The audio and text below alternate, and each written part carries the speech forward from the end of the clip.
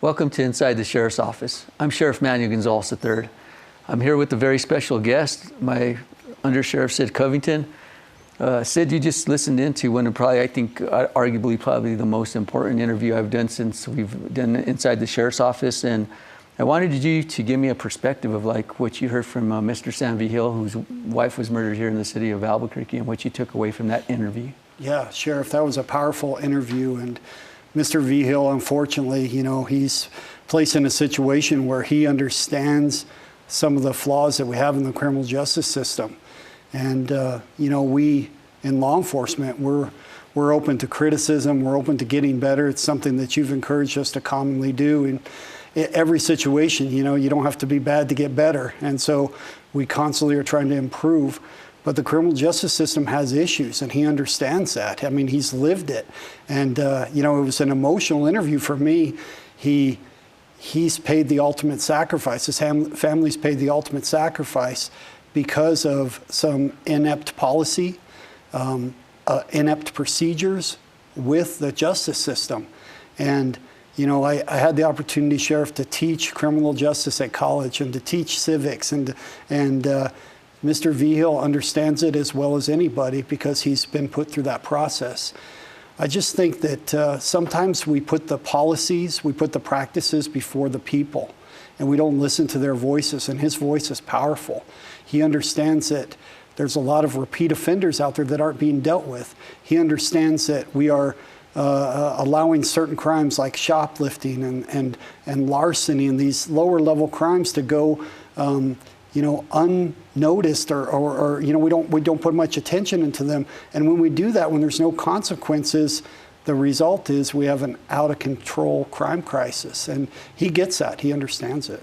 What I like and I took away from his interview is that he has a national platform now. Yes, sir. And hopefully that benefits the people of Albuquerque because there's so many more victims. And one of the things we talked a little off the interview after he was done is that now we're starting to see a spike in homicides, but now we're starting to see women starting to get murdered in Albuquerque, and that's concerning for us because we're thinking, well, if they're starting to kill the women in Albuquerque, what's next? Is it the children? So what are your thoughts when you're listening to this man and he's spilling his his emotions out here in front of literally the whole world?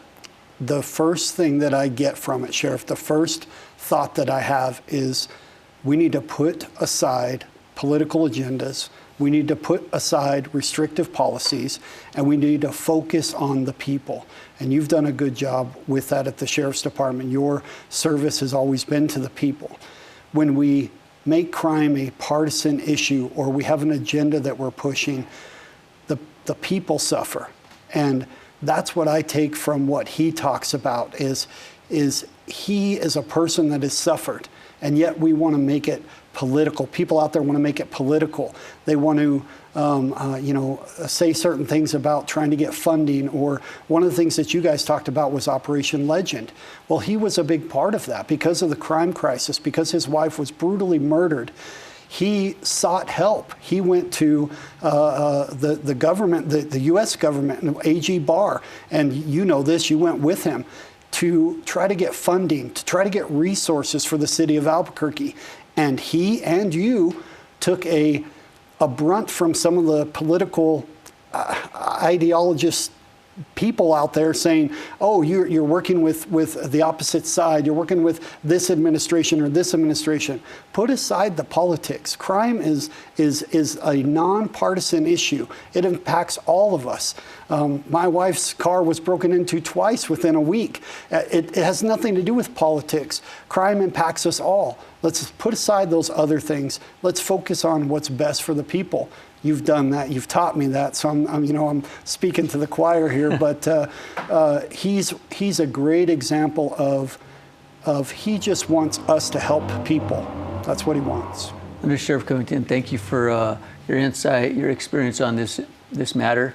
Also like to thank the audience, and join us next time.